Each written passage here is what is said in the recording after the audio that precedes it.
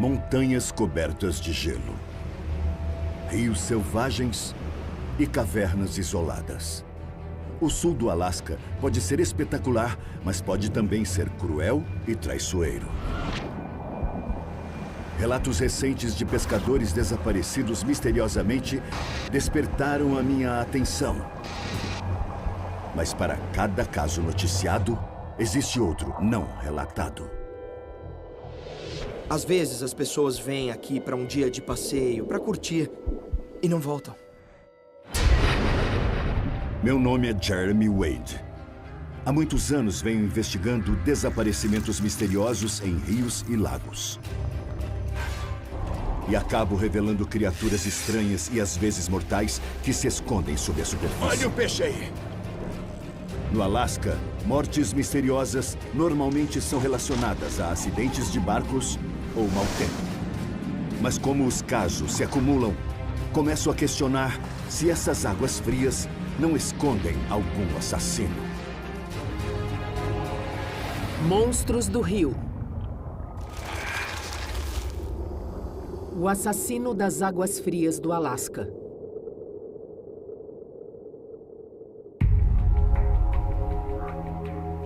Todos os anos, pessoas se aventuram nas águas do Alasca e nunca voltam para casa.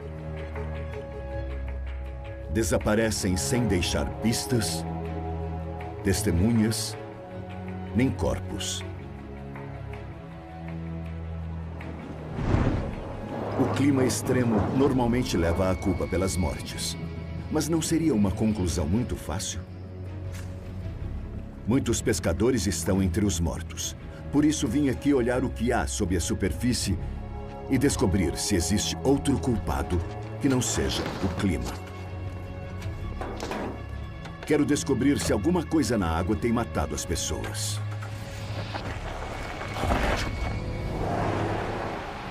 Houve uma tragédia recente. Tenho poucas pistas, mas são suficientes para levantar suspeitas. Um barco de pesca foi encontrado virado em um banco de areia. Os coletes salva-vidas estavam lá, mas os 2 ocupantes do barco desapareceram. Se o tempo estivesse piorando, como eram pescadores experientes, eles teriam colocado os coletes. Mas não fizeram isso. Além dos corpos, as varas de pescar também desapareceram. No pouco que se sabe do incidente, parece que alguma coisa tenha pegado as vítimas de surpresa. É muito pouco para começar, mas com tantos pescadores mortos no Alasca, eu preciso descobrir se há alguma surpresa mortal espreitando nestas águas. Minha investigação começa onde o barco virado foi encontrado na margem leste da enseada Prince William, litoral sul do Alasca. Provas da pescaria fatal foram encontradas em uma baía, onde um braço do delta do rio Copper deságua no mar. Quando a maré chega, tudo isso fica encoberto, mas na maré baixa nós temos essa enorme extensão de lama e foi aqui que o barco foi encontrado. Como parou aqui, ninguém sabe ao certo. Uma possibilidade é que o fato tenha ocorrido em mar aberto e o barco tenha sido trazido pela maré. Mas outra possibilidade é que tenha acontecido no continente e o barco tenha vindo para cá flutuando pelo rio. Como a fatalidade pode ter acontecido ao longo da costa ou no rio, meu desafio dessa vez é duplo. O culpado pode tanto estar em água doce quanto no mar. Decido começar pelo tipo de água que conheço melhor. A cidade mais próxima é Cordova, uma comunidade remota de pescadores de 2.000 habitantes. Se alguém pode me contar o que há nos rios daqui, são essas pessoas. A gente tem salmões reis bem grande. É, um amigo meu pescou um... E bem já grande. faz uns 10 dias com rede. Aqui? Ele tinha 1,5 metro. E onde foi exatamente? No rio Copper mesmo. Eles vêm daqui e são encontrados bem aqui. É meio raso. Todos eles disseram que o salmão-rei se reproduz no rio Copper. Agora vou me encontrar com um homem que pesca aqui há 30 anos, o guia fluvial Stan Grovers. Eu vi muita gente se complicando bastante por subestimar o que tem no rio. Quando entra no rio e sai de vista, já era. Qual é o peixe que as pessoas mais realistas esperam pescar neste rio? Provavelmente o salmão, que pode ter até 40 quilos. O salmão-rei. Isso, Chinook, salmão-rei. Não se trata de um salmão comum. Podendo chegar até 1,5 metro e pesar até 60 quilos, ele é o maior entre todos os salmões do Pacífico.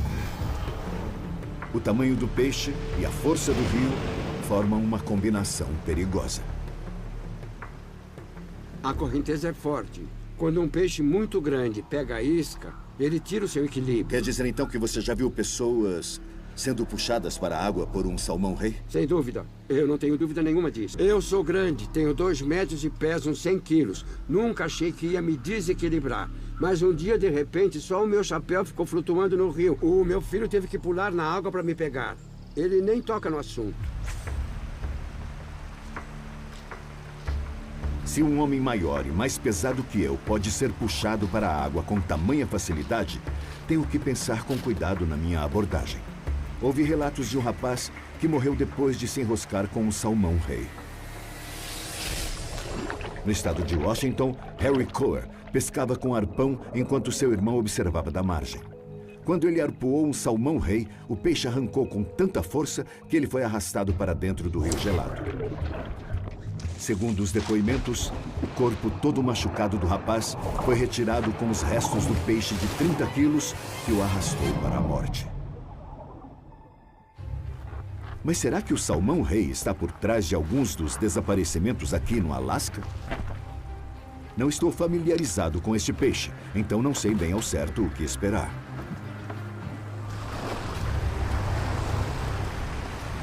Esta espécie gigante de salmão se reproduz nos afluentes do rio Copper.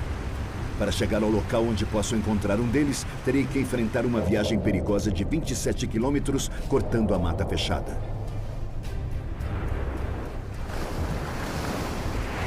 Não me sinto à vontade nessas corredeiras geladas. Mas o vigoroso salmão-rei é capaz de nadar contra estas águas violentas rio acima.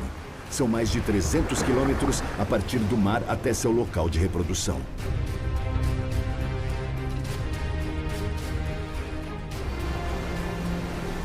Estando muito perto da água e observando de perto, é turva e leitosa. Não dá para ver direito. Isso é porque essa água vem de geleiras e traz pequenos sedimentos. Sem contar que ela é fria, é gelada mesmo. É onde os salmões ficam. Eles são totalmente adaptados para esse tipo de água.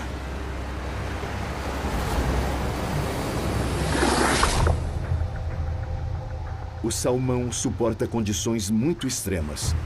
Mas se eu for arrastado nestas águas, posso me afogar ou morrer de hipotermia em minutos. Os peixes descansam em bolsões de águas calmas subindo o rio. É nestes pontos que vou tentar interceptá-los. Salmões param de se alimentar quando deixam o oceano para desovar. Então, para pescar um monstro desses, os pescadores me disseram que tenho que usar uma isca diferente. Isso aqui são ovas de salmão-rei. Os salmões não se alimentam em água doce, mas vendo isso aqui, na frente, eles atacam. Uma teoria para isso, não é certeza, é que eles conseguem reconhecer as ovas e sabem que são de outros indivíduos. Então, eles tentam, por isso, tirar futuros concorrentes da parada. Bom, mais um detalhe. Eu estou usando uma linha trançada de 100 libras de tensão. O molinete está preso ao máximo. E se eu colocar a minha mão aqui, se eu puxar a linha com força, eu posso até cortar os meus dedos.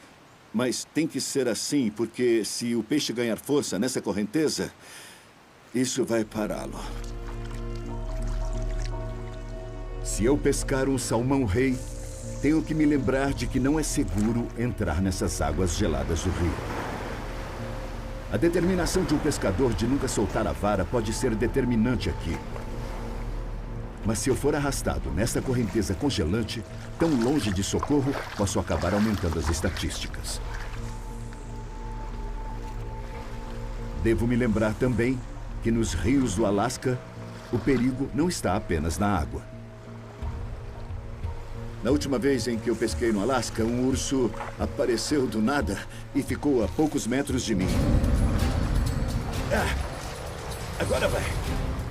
O incidente aconteceu há 4 anos, quando eu pescava o salmão do Pacífico. Olha ali, olha na margem. Sai daí! Os ursos pardos são atraídos até as margens para pegar esses deliciosos peixes. Não, sai daí, urso.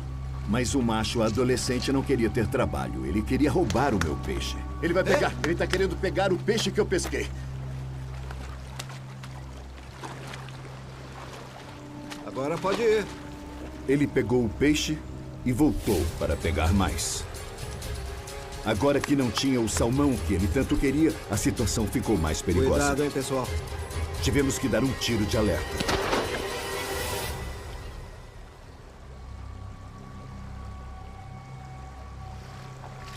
Nossa saída dali foi rápida. O fato é que os salmões atraem esses grandes predadores.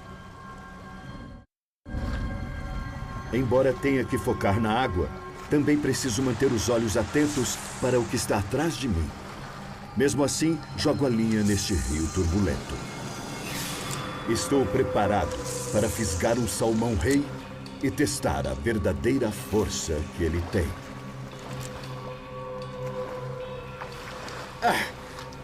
Não sei se ele fisgou ou não.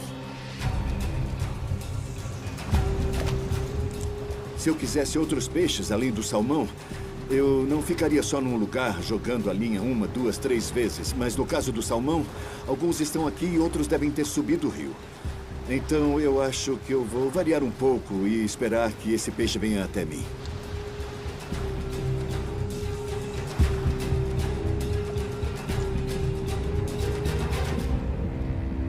O salmão-rei está escondido em algum lugar nesta forte correnteza. De repente, sinto uma fisgada na isca. Fisgou! Peixe grande e correnteza forte. É impressionante como ele é forte.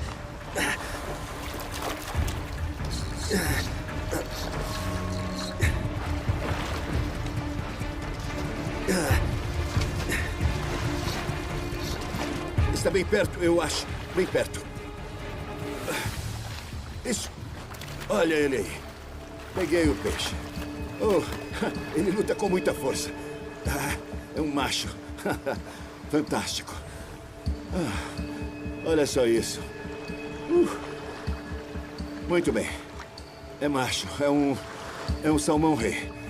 Os machos se transformam ao nadarem contra a corrente. A mandíbula se distorce e ele desenvolve caninos afiados prontos para as batalhas nas áreas de desova. Ele nadou mais de 260 quilômetros até aqui sem se alimentar no caminho, mas tinha gordura estocada que foi perdendo até chegar aqui. Estou muito surpreso com tanta energia. Este peixe de 15 quilos dá uma boa queda de braço. Mas peixes 2 vezes maior que ele já foram encontrados aqui. Eu me pergunto se o salmão-rei estaria mesmo por trás de alguns dos inexplicáveis desaparecimentos nesta parte do Alasca. Pode ir. Houve um momento em que eu me esforcei para ficar em pé aqui nessas pedras. A força desse peixe me pegou de surpresa. É fácil você acabar nessa correnteza e nem precisa ser fundo para me arrastar. Chega no joelho, mas o nocaute é certo. Eu consigo entender o que acontece com o desejo de ir além na correnteza e acabar tendo problemas. O desaparecimento de um pescador nesta parte do rio é possível. Mas no caso recente, em que encontraram o barco virado, havia 2 pescadores. E a segunda pessoa? Bom, nós vemos incidentes o tempo todo em que uma pessoa tenta ajudar a outra pessoa que está com problemas e as 2 acabam morrendo. Então, sim, 2 pessoas também é possível. Mas alguma coisa ainda não faz sentido.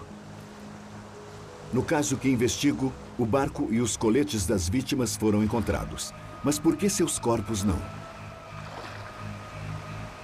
Aqui, a água é rasa demais para que 2 pessoas desapareçam completamente. Mesmo o ataque de um urso pardo deixaria provas.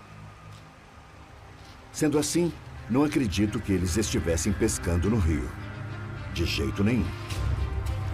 O barco foi encontrado onde o rio se encontra com o mar. Se este acidente fatal não aconteceu em água doce, tenho que considerar o litoral. Será que os dois pescadores se depararam com alguma criatura forte e grande na foz do rio?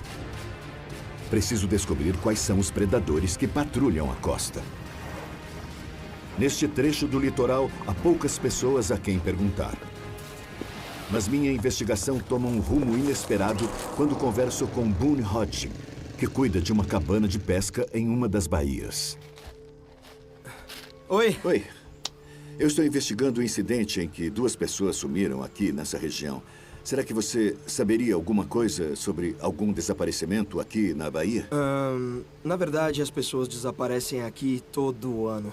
Mas apenas os habitantes daqui ficam sabendo. Aqui é tão isolado que a notícia não chega fora da região. Só esse ano já foram 5. E como as pessoas desaparecem é um mistério, na verdade. As pessoas vêm para um dia de passeio, para curtir... E aí, não voltam. Esse relato parece confirmar minhas suspeitas. Pescadores têm desaparecido mesmo em águas calmas. Tais mortes nem chegam a ser noticiadas pelos jornais. Parece que os casos que vi noticiados são apenas a ponta do iceberg. Boone me fala de um desaparecimento inquietante. Donald Graham partiu de Cordova para pescar sozinho. Mais tarde, no mesmo dia, o barco dele foi encontrado à deriva. O motor estava ligado, mas não havia ninguém no leme. Foi mais um caso em que o pescador simplesmente sumiu.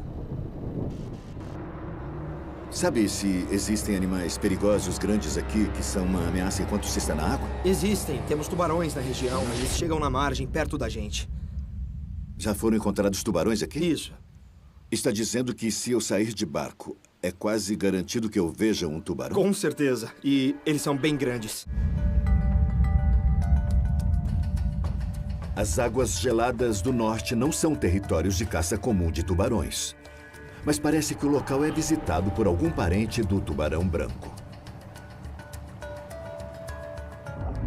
Tubarões-salmão podem crescer tanto quanto tubarões cabeça chata. E há relatos não confirmados de que podem medir até mais de 4 metros. Estou na água há menos de 10 minutos e já vejo nadadeiras dorsais circulando nosso barco. Com certeza é uma nadadeira de tubarão. É muito interessante. À medida que aparece um, outros tantos surgem por aqui. Eles são bem discretos. Vejo apenas a ponta das nadadeiras cortando a superfície da água. Mas o que não sabemos é o que tem realmente por ali. Existem muitos outros lá embaixo, mas a contar pelos que eu vi, não dá para estar na água e ficar a uma distância segura dos tubarões. São raras as pessoas que pescam esses tubarões. Então, diferente do bem cotado salmão-rei, este não é o tipo de peixe que as pessoas arriscam a vida para pescar. Nenhum pescador foi arrastado por tentar trazer um destes. Mas se uma pessoa cair nessas águas, um desses grandes predadores a atacaria? Tubarões normalmente têm o sangue frio e se tornam lentos em águas geladas. Mas os tubarões-salmões são bem diferentes. Esses assassinos têm o sangue quente. Eles têm um sistema inteligente de troca de calor que retém sangue aquecido nos vasos sanguíneos no centro do corpo e assim evitam perda de calor em contato com a água fria. Isso garante que os músculos, os olhos e o cérebro sejam abastecidos por sangue até 21 graus mais quente que a água em que estão. Mesmo em temperaturas congelantes, esses predadores são rápidos e atacam ferozmente. Eles têm os dentes e a força para isso. Mas eu preciso descobrir se eles também têm disposição para atacar. Esses tubarões não são conhecidos por comer humanos, mas poucas pessoas vêm até essas águas para nadar. Então, tubarões-salmões raramente encontram humanos. Para ter certeza de que eles atacam pessoas, percebo que é hora de deixar a vara de pescar de lado e testar a agressividade deles do único jeito que conheço. Eu não tenho alternativa e então eu vou me expor como isca. Estou nas águas geladas do Alasca, à procura de um peixe que pode estar por trás de desaparecimentos misteriosos de pescadores locais. E acabo de encontrar um suspeito de 3 metros. Nunca ouvi relatos de tubarões-salmões que atacam pessoas. Mas isso não me surpreende, porque quase ninguém nada no território de caça deles. Mas e se alguém cair na água? Sem testemunhas dos muitos acidentes fatais, tenho que testar a possibilidade de que ataques de tubarões sejam o motivo de tão poucos corpos serem encontrados. Preciso descobrir mais sobre o método de caça dos tubarões-salmões. Para isso, vou me encontrar com o pesquisador Scott Anderson, que estuda os tubarões da enseada Prince William. Oi. Barco legal. Eu vi tubarões bem perto da superfície circulando. Como eles agem exatamente? Porque eles ficam circulando na superfície ainda não sabemos. Ninguém tem certeza do que é, mas parece que tem a ver com um comportamento de descanso. Nós vemos muitos circulando constantemente e... se você jogar alguma coisa, uma isca, por exemplo, você espera uma reação, mas eles saem para outra direção porque eles não estão ali se alimentando. Mas Scott já viu esses tubarões quando se alimentam, e são criaturas totalmente diferentes. Os tubarões-salmões vêm até aqui para comer salmões, e são muito agressivos na hora de comer. Eles sentem o cheiro e os perseguem até pegá-los, e vão atrás de outras coisas na água também. Se virem uma água viva, vão atrás. Eles já morderam um hidrofone e uma câmera. Esses predadores de olhos grandes partem para seus ataques vindo de baixo, projetando-se para fora da água ao avistarem as presas. É o mesmo tipo de ataque de seu parente, o tubarão branco.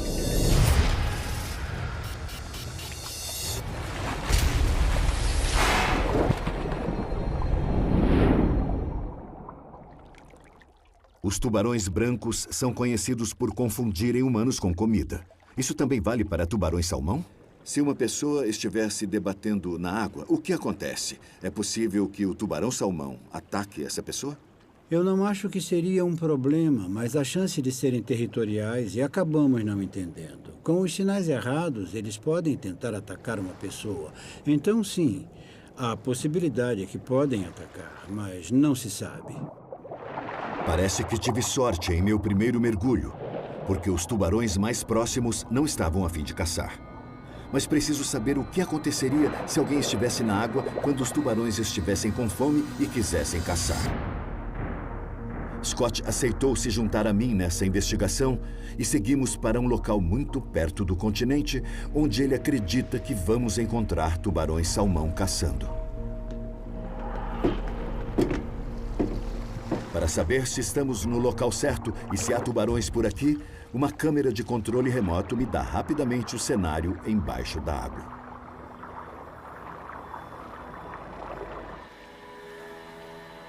Uma água viva ali. Oh! Tinha um tubarão na tela. Onde será que ele foi? Para onde será que ele foi? Olha ele ali. Está circulando. Está só circulando. Será que é a minha imaginação ou esse tubarão está curioso? Lá vem ele. Está curioso. Ele está vindo. Fico imaginando se entrar na água novamente é uma boa ideia. O tubarão está bem no fundo. Está quase chegando ao leito. Oh! Essa não foi a mesma voltinha tranquila que vimos na superfície. Parecia um passeio mais interessado, como quem investiga o seu território. Está claro que os tubarões estão curiosos. Para testar o comportamento deles em seu estado mais agressivo, temos que atiçar o frenesi alimentício jogando iscas na água. Bom, nós vamos tentar chamar a atenção deles usando arenques. Não vamos usar anzóis, só estão presos para segurar. Se os tubarões atacarem as iscas, isso vai criar o cenário que pretendo testar, que é observar o que acontece se um pescador cai do barco quando tubarões caçam por perto.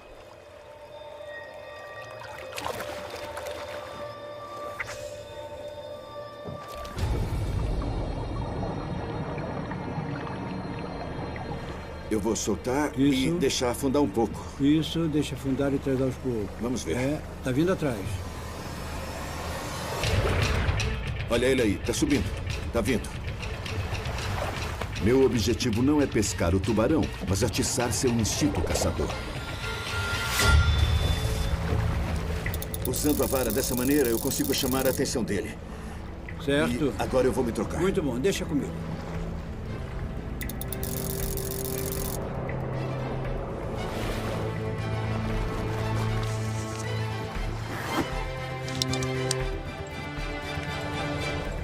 Agora nós vamos entrar na água com eles. Talvez isso seja muito perigoso, mas é o único jeito de conseguir notar a reação deles às pessoas quando eles querem se alimentar. Scott disse que eu vou ficar bem apenas com o macacão de mergulho e o snorkel. Espero que ele tenha razão. Ao longo da costa do Alasca, pescadores têm sumido sem deixar rastros. Quero saber se tubarões-salmão, parentes próximos do tubarão branco, atacariam se uma pessoa caísse nessas águas congelantes. Me juntei ao especialista em tubarões, Scott Anderson, para fazer o teste definitivo. Vou entrar no meio do frenesi alimentício dos tubarões para ver como reagem. Mas eu mergulho sem qualquer equipamento de proteção. Uso apenas macacão de mergulho e snorkel.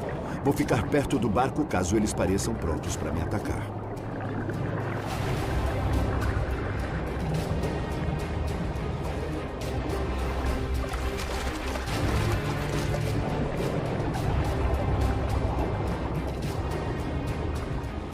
Agora que estou na água, me sinto totalmente vulnerável. Cada vez mais tubarões surgem das profundezas, seguindo a isca com agilidade e rapidez surpreendentes.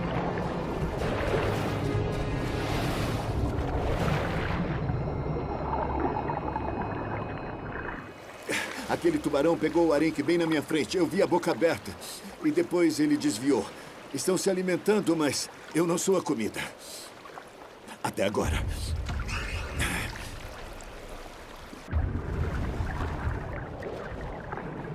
Neste momento, os tubarões se aproximam e sou cercado.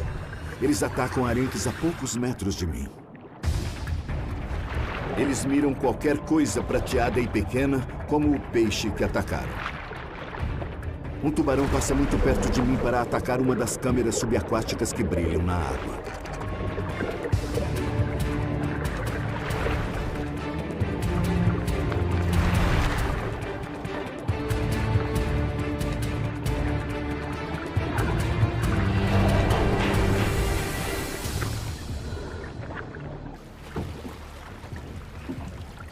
Eu fiquei muito perto dos tubarões. Um deles pegou o peixe bem na minha frente. Ele vinha na minha direção, mas estava focado no arenque. Eu era apenas um obstáculo para ele. Foi uma experiência intensa, mas o importante é que eu saí ileso. Esses peixes estão em frenesi alimentício, sem dúvida, mas não atacam pessoas. Isso é a história que o pessoal conta. A verdade é que eles atacam apenas os peixes.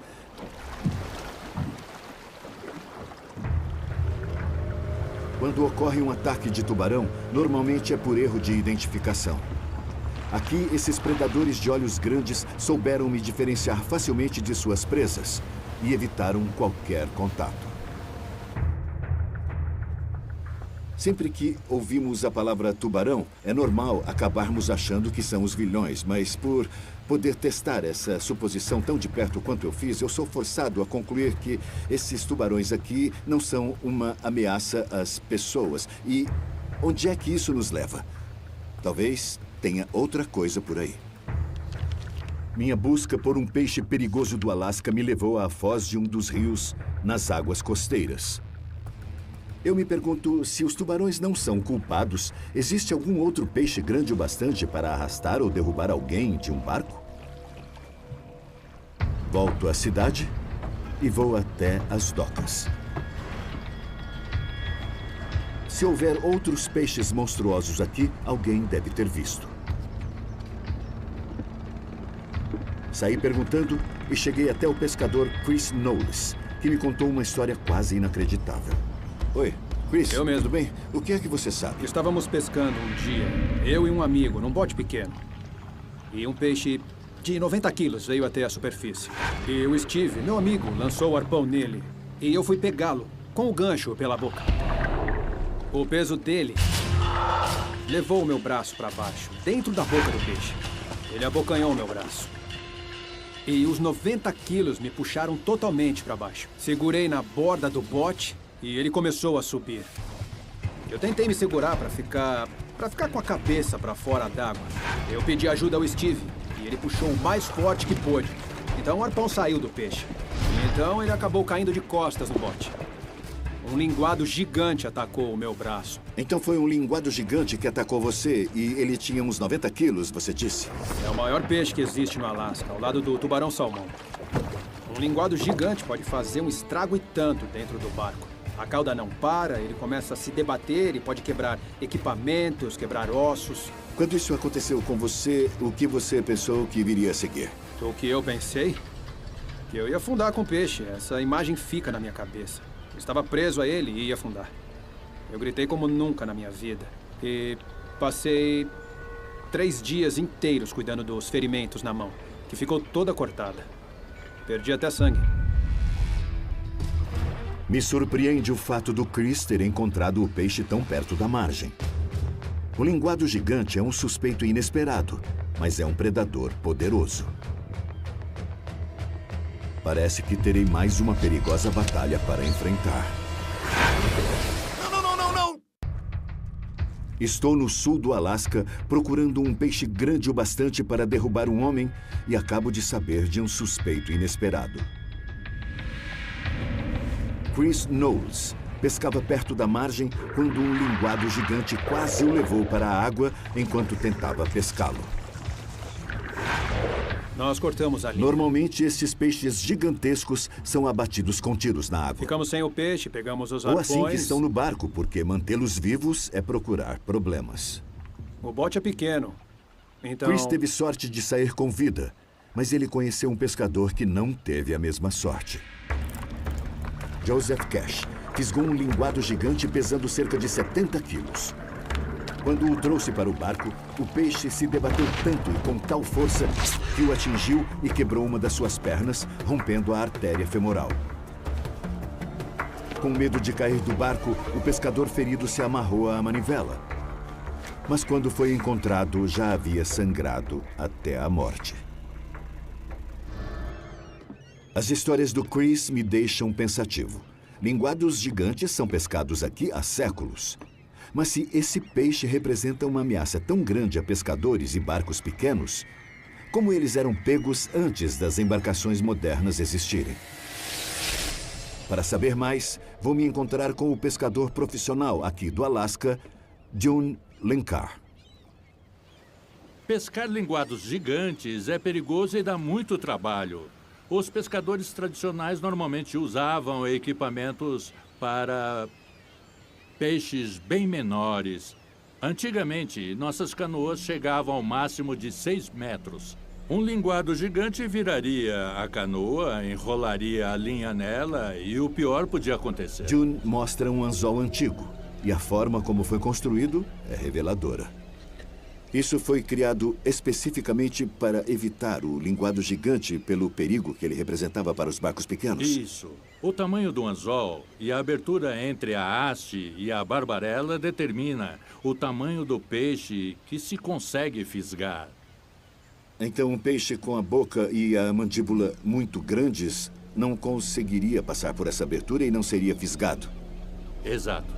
Eu vou contar uma coisa. Eu acho que eu nunca vi um anzol desenvolvido para evitar peixes grandes. É curioso e bastante engenhoso. É mesmo, mas se alguém vai pescar sem saber dessas coisas e acaba fisgando um linguado gigante, em alguns casos, pode ser fatal. Quando cheguei aqui, não sabia exatamente onde procurar por um possível assassino. Embora o linguado gigante seja um predador marinho, eles se aproximam da costa, muitas vezes até uma foz de rio. Assim, qualquer pessoa que pesque aqui corre o risco de se deparar com um desses monstros. O maior linguado gigante já pescado tinha pouco menos de 230 quilos. É quase 3 vezes o meu peso. É uma espécie voraz. Salmões, lulas, gaivotas e até focas já foram encontradas no estômago desses peixes. Se você estiver num barco pequeno e fisgar um desses monstros, é possível que não seja o linguado gigante a virar o jantar.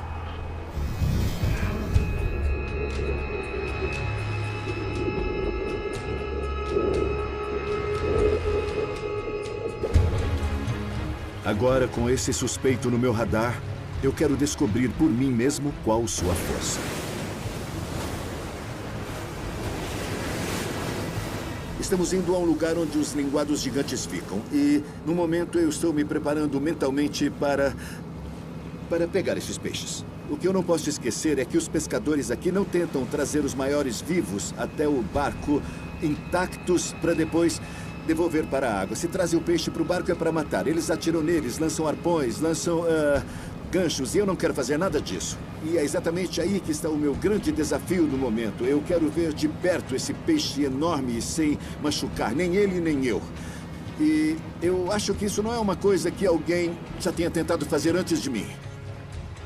Os pescadores aqui simplesmente evitam o linguado gigante. Mas eu quero olhar essa criatura de perto e devolvê-la com vida ao mar.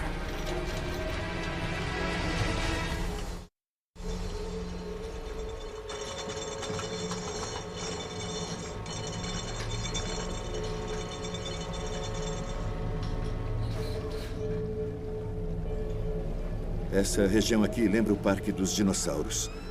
É um belo local para pescar. É difícil acreditar que eles podem estar aqui porque não é fundo. Eu não vejo a hora de jogar a isca na água, mas pelo que eu ouvi sobre esses peixes, nesse momento eu estou um pouco hesitante no meio desse processo todo. Estou usando uma isca grande de plástico e linha trançada de 100 libras de tensão. A isca vai direto para o fundo do mar, a apenas 9 metros de profundidade.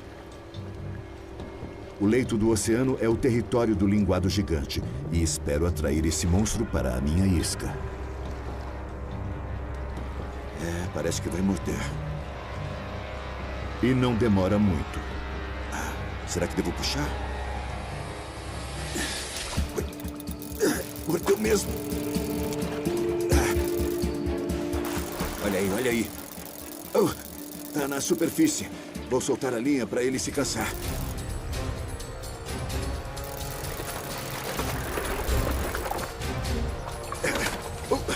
Lá vai ele de novo. Tá fazendo muita força.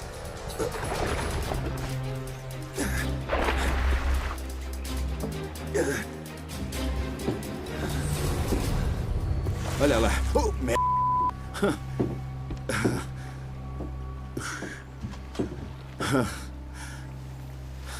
Não sei o que era. Mas escapou. Parecia um peixe bem grande. Me preparo novamente e espero não ter perdido o grandalhão. Tem alguma coisa aí. Não é tão grande, mas alguma coisa mordeu. Não é o que eu procuro. É um sebastes, uma das primeiras espécies que encontrei quando procurava tubarões. Este é um sebastes. Está mostrando suas nadadeiras. Não estava no fundo, ele fisgou a isca no meio do caminho. É uma das espécies que vive mais tempo nestas águas, podendo chegar a 120 anos de idade. Rapidamente, eu o devolvo para a água rasa. Recomeço e, mais uma vez, após apenas poucos minutos, fisgo uma criatura inesperada e muito interessante.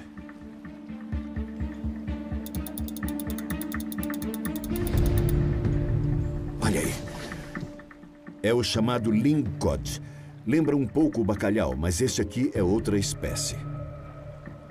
Ele é parecido com o cabeça de cobra que pesquei na Tailândia. Tem dentes bem afiados. E como o cabeça de cobra, é um caçador voraz. É um predador impressionante. Vejo muitos predadores por aqui.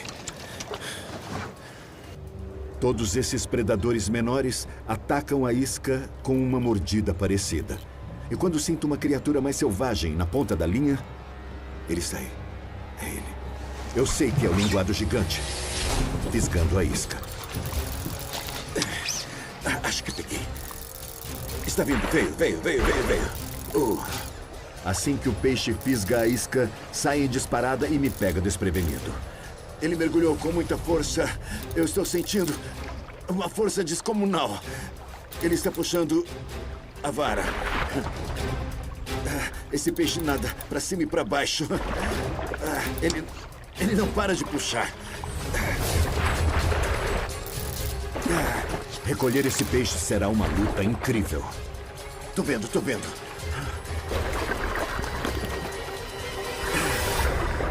Ele é bem grande. Vamos tentar com a rede. Tudo pronto? Quero trazer o peixe até o barco sem feri-lo nem a ninguém. Agora... Ele quer fugir. Cuidado aí, gente. Cuidado. Na outra ponta. Não. Será que dá pra puxar pelo lado esquerdo? Alguém segura a vara, por favor. Ótimo. Descendo.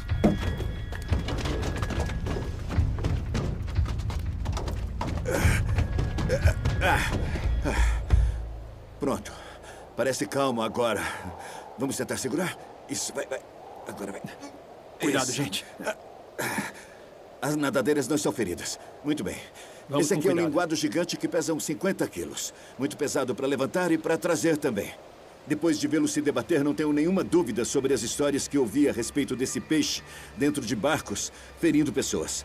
Achamos que esse tipo de peixe é bom para comer, mas esse aqui está no topo da cadeia alimentar. É um predador nato, sem dúvida nenhuma. Olha o tamanho dessa boca e desses dentes. Ele pode abocanhar e engolir com facilidade. Com a cauda longa e a musculatura forte, ele ganha força explosiva na aceleração. É um predador de aparência esquisita. Nunca tinha visto nenhum predador como este em água doce, com 2 olhos de um lado só da cabeça. Embora ele pareça ter se acalmado dentro do barco, não quero me arriscar muito. Lá vai.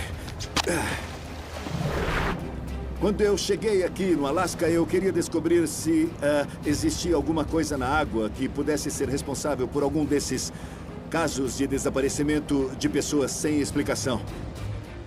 E a resposta, com certeza, é sim. Existe um peixe muito grande e forte que habita as baías e bocas dos rios nesta costa. Vamos lá. Se um pescador azarado lutar com um desses peixes, é bem possível que ele seja arrastado e se perca nessas águas geladas. Pelo menos um pescador foi reconhecidamente morto por um linguado gigante, essa espécie que é muito respeitada entre os moradores do Alasca. Nessas águas hostis, tempestades e acidentes de barco causam muitas mortes. Mas pescar um desses monstros pode ser uma surpresa mortal. O fato é que, ao ouvir tudo o que eu vi sobre esse peixe, eu até posso me considerar com sorte por ter me encontrado com um deles e ter escapado.